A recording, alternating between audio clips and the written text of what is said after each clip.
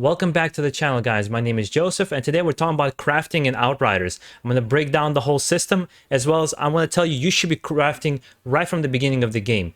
Basically, you progress in the game, you're going to get a bunch of new gear, you keep re-equipping and everything. If you get to a point where you feel like you're stuck, that is the point you go to your crafting system, put in mods that will make your build a little bit more synergistic and play a little bit better so that you feel a little bit more powerful, and then keep trucking on.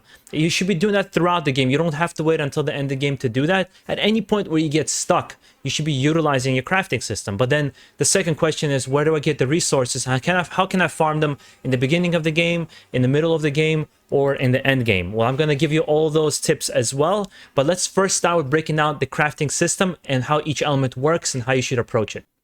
To begin crafting in the first place, you're going to first need to unlock the crafting station, which you will unlock in the story in the Eagle Peaks once you progress within a certain kind of quest lines. Once you've unlocked it, you're going to go to Dr. Zahidi and you're going to begin your crafting station right here.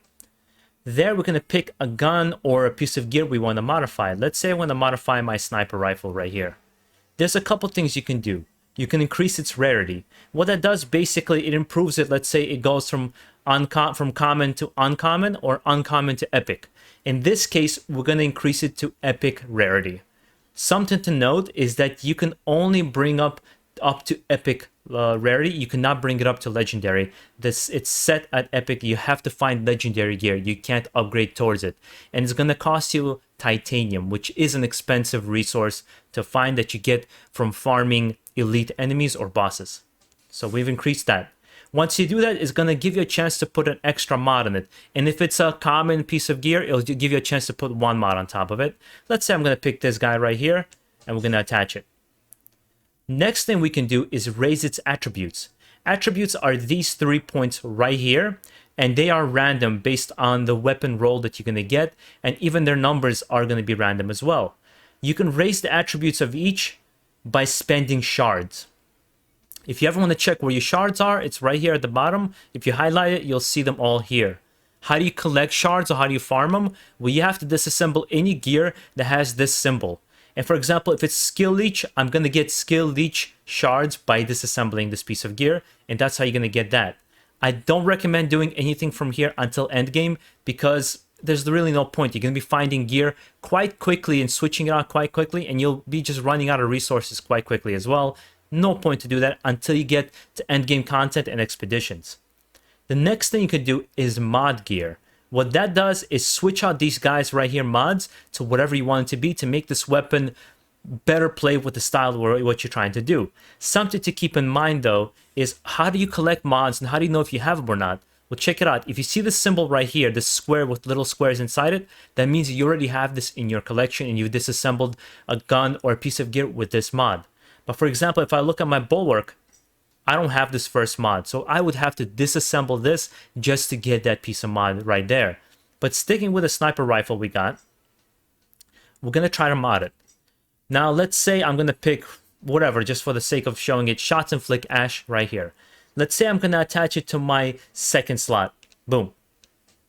What that's going to do, once I actually attach it to this slot, it locks the other one in place. Check. Boom. Locked in place. That means I can never switch this mod out ever again, but I can keep switching this one out from the collection of mods that I have here.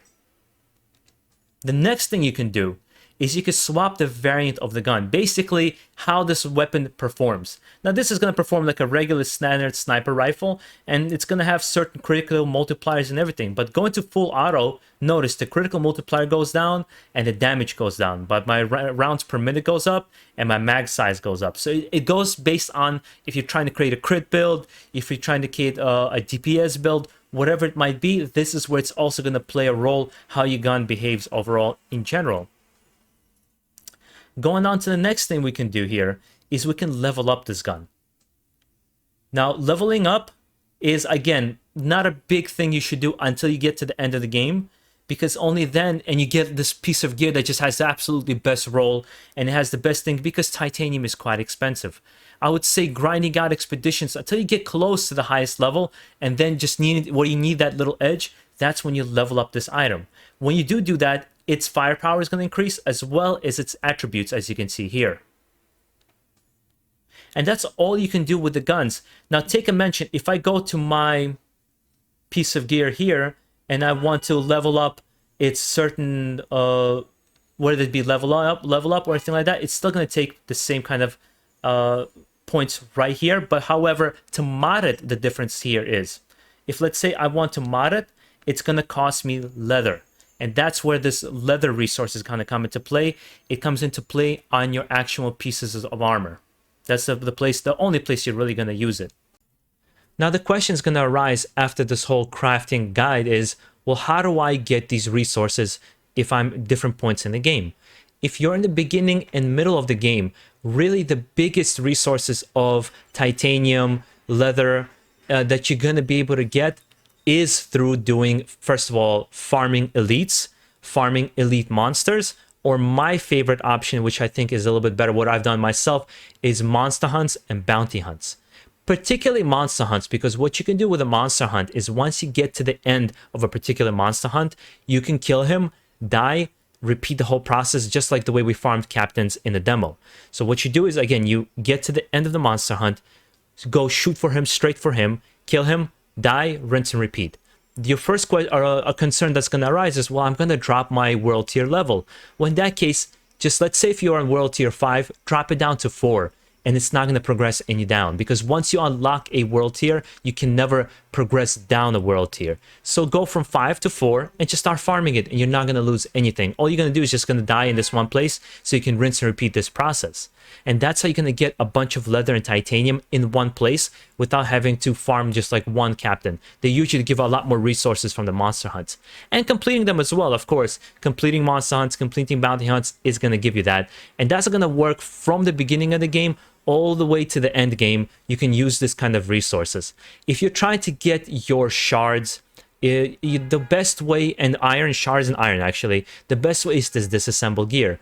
The only reason you're going to need scrap in this game is to buy some gear in the shops. But if you're worried about being able to have enough resources, focus on disassembling anything that's rare and above and sell your anything green and below. That's how you want to do it in terms of having some scrap, but at the same time getting the resources that you need. If you get to the end game, what is the best resource for, well, best farming method to get all these kinds of resources? I would say it's the expeditions. Even if you lose an expedition, you're going to get a whole bunch of titanium.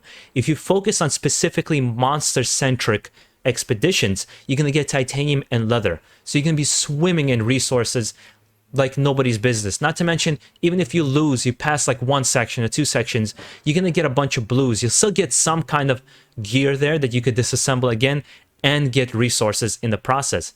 And maybe you actually might get some epics that are going to help you in the end game. Another resource that you can do is completing all monster hunts, history quests, and bounty quests. Because first of all, when you complete them in themselves, you're going to receive resources from just doing them. Then handing them in to their particular quest givers are going to reward you with various items. And depending on your world tier, for example, at world tier 12 and 13, you're just getting epics. And you'll receive legendaries for handing in all the quests completed to each of the quest givers.